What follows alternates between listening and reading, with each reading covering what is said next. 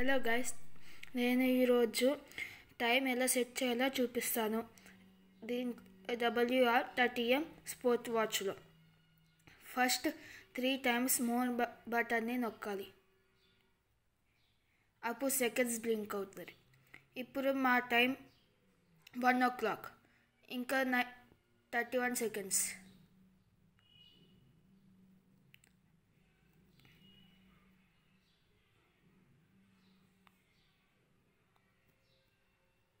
ఇప్పుడు ఇది మినిట్స్. ఇప్పుడు బ్లింక్ అవుతుంది మినిట్స్. 1 o'clock 38 minutes మాది. అప్పుడు నేను ఫస్ట్ స్టార్ట్ బటన్ నొక్కుతాను.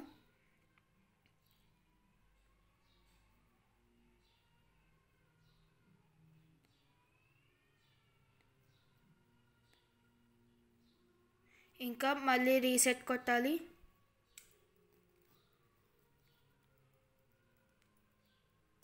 అప్పుడు ఇది హవర్స్ 1 o'clock కాబట్టి మళ్ళీ నేను స్టార్ట్ కొడతాను.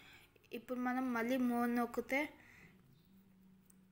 చూడొచ్చు. ఇప్పుడు 1:39 17 seconds. Thank you.